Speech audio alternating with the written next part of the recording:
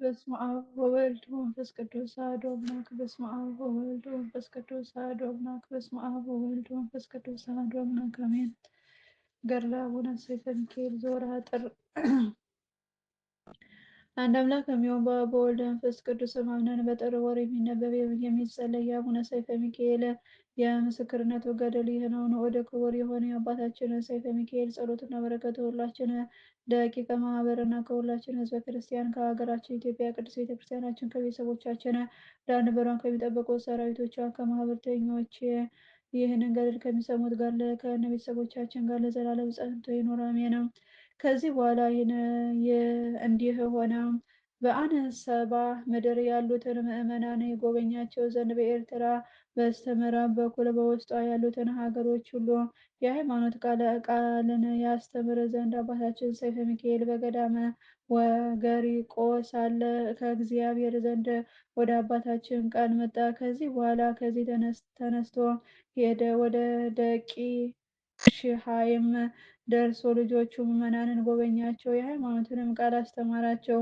ከዚያም የአንሰባን ምድር ሁሉ ዞረ።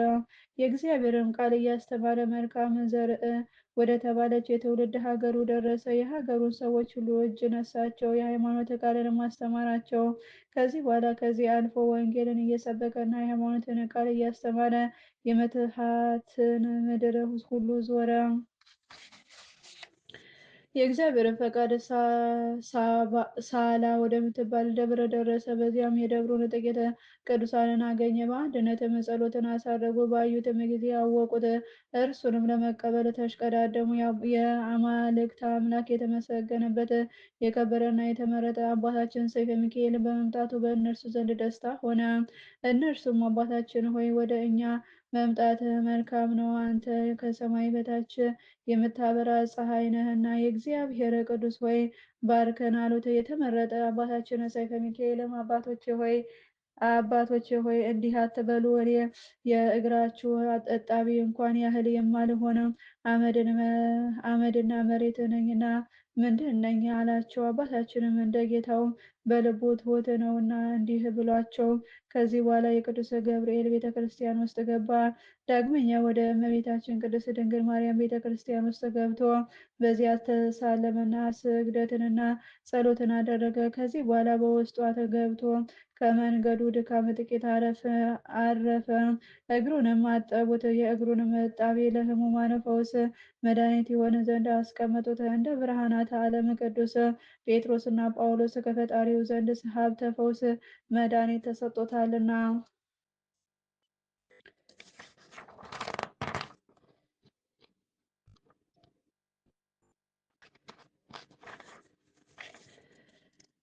በዚያም ያለ እረፍት በቀንና በሌሊት በጾም በጸሎትና በስግደት እየተጋደለ ኖረ። በሌሊትም ሺህ ስግደት በቀንም እንዲሁ ይሰግድ ነበረ። እንደ አይነ ጥቅሻ ያህል አንዲት እሳት ስንኳ ከአንደበቱ ጸሎት አያስታጉልም። በዚያም ብዙ የመንፈስ ቅዱስ ልጆች ሰብስቦ ታላቅ ገዳም አደረጋት። በውስጧም የአንድነት ስርዓትን ሰራ። የመንፈስ ቅዱስ ልጆችም ከአባታችን ጸሎት ጣዕም የተነሳ ተደሰቱ። ሁሉም የጽድቅ ነገርን ይመክራቸዋል። የምንኩስናን የቀኖናን ሕግንም ያስተምራቸው ነበረ። ከኃጢአት ንጹሐን እንዲሆኑና ለጸሎት የነቁ እንዲሆኑ ጥቅም ረብ የሌለውን ቸልተኝነት፣ እንዝላልነት እንዳያዘወትሩ ለሰይጣንም ክፋትን በር እንዳይሰጡት ከጽድቅ ስራ ወጥተው እንዳይጠፉ የምንኩስናን ዋጋቸውን እንዳያጡ ይገስጻቸው ነበረ።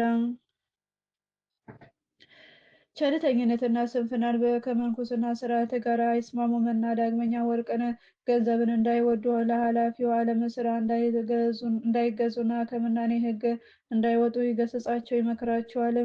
ወይንንም እንዳይጠጡ ይመክራቸዋል። ይኸውም ለእባብ መርዙና ለዓለማውያን ተድላ ደስታቸው የሆነ ነው። መነኩሴው ወይን ጠላ የሚጠጣ ከሆነ ስለ ወይን ጠላ በየሀገሩ ይዞራል እንጂ ለምንኩስና ስርዓት የተጠመደ አይሆንም። ችግሩ ይህ ነውና። ገዳሙን መጠጥና የጣፈጠ ምግብ ስለሌለው ይጠላል። ስለዚህም መነኩሴ የዓለም ወጥመድ እንዳያሰጥመው ከገዳሙ ወጥቶ በዓለም ውስጥ ያድር ዘንድ አይገባውም። ይህንንም ማየትና መስማት መጠጣትና መብላት ነው። የዓለሙ ጨዋታ፣ ደስታ ሁሉ ያስጨንቀዋል። ስለዚህም ወደ ዝሙት የስህተት ስራ ውስጥ እንዳይወድቅ የምናኔው ዓላማ ይርሳ፣ አይዘንጋ። ለሰይጣን መሳለቂያ መዘባበቻ፣ ለሰዎችም እንቅፋትና ከሃይማኖት ለወጡ ለክፉዎችም ትምክህት እንዳይሆን። በዚህም ልጆች ሆይ ከእግዚአብሔር ተስፋ መንግሥተ ሰማያትን እንዳታጡ ተስፋ እንዳትቆርጡ ተጠበቁ። እንዲህ ላለ ስራ መነኩሴ አስቀድሞ ወደ ገዳም ባይመጣ በተሻለው ነበረ፣ በኋላ ወደ ዓለም ባይወጣ በተሻለው ነበረ። ጌታችን በወንጌል ስራ ክፉ የሆነ ሁሉ ብርሃንን ይጠላል፣ ይህ ክፉ ልማድ ነውና ክፉ ስራውም እንዳይገለጥ ወደ ብርሃን አይመጣም ብሏልና። እግዚአብሔርን ወደሚያገለግልበት ወደ ገዳም መጥቷልና። እውነትን የሚሰራ ግን ወደ ብርሃን ይመጣል። ይህ ስራ መልካም ነው። ከገዳም ውስጥ ወደ ዓለም መውጣትም ከእግዚአብሔር መራቅ ክፉ ስራና ብርሃንን መጠላት ነው። ስለዚህ የጌታችን ቃል እንስማ፣ ለመፈጸም እንፋጠን፣ ከአቅማችን አንለፍ፣ ለእግዚአብሔር እንገዛ፣ እናገልግለው አላቸው። አባታችን ሰይፈ ሚካኤልም ወደ እርሱ ለሚመጡት ለመንፈስ ቅዱስ ልጆቹ ይህንንና የመሳሰለውን ሁሉ የጽድቅን መንገድን ያስተምራቸው ዘንድ ሁልጊዜ የሚመክራቸው ሆነ። እነርሱም በደስታ ይቀበሉት ነበረ። የአንደበቱን ቀልጣፋነት፣ የንግግሩን ጣዕም፣ የቃሉንም ክብር ያደንቃሉ። በሰውነታቸውም ደስ ተሰኝተው ወደ ጽድቅ ጎዳና የመራቸው ይህንን ደግ አባት የሰጣቸው እግዚአብሔርን አመሰገኑት። የመንፈስ ቅዱስ ልጆችም በከበረች በሳላ ደብር ቦታ የማይቻላቸው እስከሚሆን ድረስ ብዙ የጽድቅ ስራውንና ዜናው ሽፍታ ሁሉ በክፉ ነገር እስከማይገናኝ ድረስ በቦጎስ ምድር ሁሉ ተሰማ። እንደዚሁም በዚህ ጊዜ ኃይልንና የቸርነትን ስራ በማሳየት የቦጎስ እና የሃባብ የአስገድም ምድር ሁሉ በትምህርት ቃል እስከ መላች እስከ ሰቲትና ኖባ ምድር ድረስ ተሰማ። አንጀትን እንደሚያርስ ውሃ አጥንትንም እንደሚያለመልም ቅቤ ትምህርት ወደ ልባቸው ገባ። እርሱም ከይቅር ባይና ቸር ፈጣሪው ዘንድ በተሰጠው ጸጋና ሀብት የሕይወታቸው መሪ አለቃ፣ ለሕሙማኖቻቸውም ፈውስ መድኃኒት፣ ለዓይነ ስውራንም ብርሃን የሆነላቸው በወንጌል ስብከት እና የሃይማኖት በማቅናት የመትህት ምድርን ሁሉ አሳመነ። እንደዚህ ባለ ስራ አባታችን ሰይፈ ሚካኤል ሳላ በምትባል ደብር 6 ዓመት ከ6 ወር በጽኑ ተጋድሎና በታላቅ መከራ እየተጋደለ ኖረ። ቦታው በረሃና የፀሐይ ሐሩር ቃጠሎ ያለበት ነውና። የአባታችን የአቡነ ሰይፈ ሚካኤል ጸሎትና በረከቱ ሁላችን ህዝበ ክርስቲያን ከሀገራችን ኢትዮጵያ ቅዱስ ቤተክርስቲያናችን ከቤተሰቦቻችን ከማኅበረተኞቻችን ዳር ድንበሯን ከሚጠብቁ ሰራዊቶቿ ጋር ይህንን ገድል ከሚሰሙት ጋር ለዘላለም ጸንቶ ይኑር አሜን። በ6ኛው ዓመት መጨረሻ አባታችን ሰይፈ ሚካኤል በጸሎት ላይ ሳለ የኃይለ መልአክ የምስራች የሚያዝ የእግዚአብሔር መልአክ ቅዱስ ገብርኤል ወደ አባታችን መጣ። በፊቱም ቆመና ሰይጣንን ያሸነፈ ተጋዳይም ወጣት ሆይ ሰላምታ ይገባሃል። እነግርህና አበስርህ ዘንድ ወደ አንተ ተላክሁም። እነሆ ጸሎት በእግዚአብሔር ፊት ተሰማ፣ ደረሰ። ደስ ይበልህ፣ አትፍራ። ወደ ላይም ራስን ከፍ ከፍ አድርገህ እግዚአብሔር የሰጠን ጻዕዳ አምባ ቦታን ተመልከት። ይህችም ለዘላለም ክፍልህ ናት። በእርሷም ብዙ መነኮሳት ልጆች ትወልዳለህ። እስከ ዘላለሙም ድረስ ስምህ በውስጧ ይጠራል። ወደ እርሷም ፈጥነህ ሂድ፣ አትዘገይ። በዚህ ቦታ መኖር ይበቃሃል አለው። በጸሎትህ የታመነ በገዳምህም የተማጸነ ሁሉ ቸርነትና ይቅርታን ያገኛል። ሃይማኖትንም ታቀናለህ፣ ታስተምራለህ። ለገዳምህም የሚታዘዙትንና የሚገዙትን በጸሎት የሚማጸኑትን ነገስታትንና አሕዛብን ታስደስታለህ። ለአንተም ታላቅ በዓት ይሆንልሃል። ንጹሕ ዘርና በረከት ፍሬ እስከ ዘላለም ድረስ በውስጡ አይታጣም። የሃይማኖት በትር ይቆምባታል። ለሁሉም ሰው መመኪያ ትሆናለች። ከእርሷም እውነት ይበቅላል። እኔም ከአንተ ጋር እኖራለሁ፣ ጽና፣ አትፍራ አለው። ይህንንም ብሎ መልአኩ ከእርሱ ተሰወረ።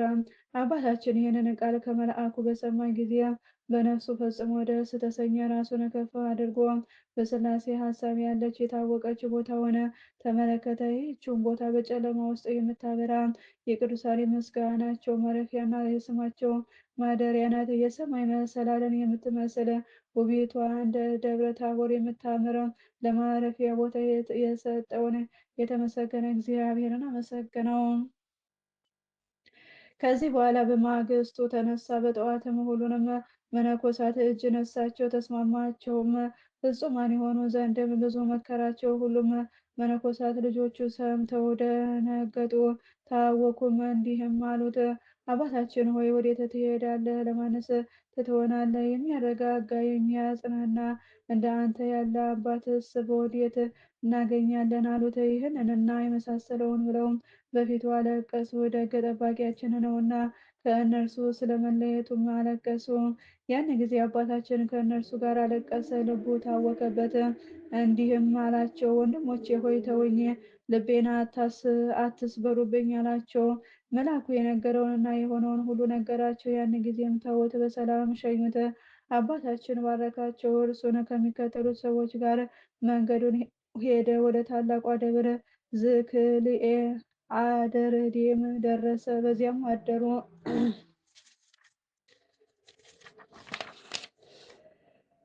በዚህ ደብር ለሀገሩ ሰዎች የእግዚአብሔር ቃል እያስተማሩ ወደ ሃይማኖት እያስገቡ ረሃብንና መጠማትን ታግሰው በብዙ ችግር በጾምና በጸሎት ተጠምደው 9 ወራት ተቀመጡ። የሀገሩ ሰዎች ትምህርቱን ተቀብለው በሃይማኖት የጸኑ ሆኑ።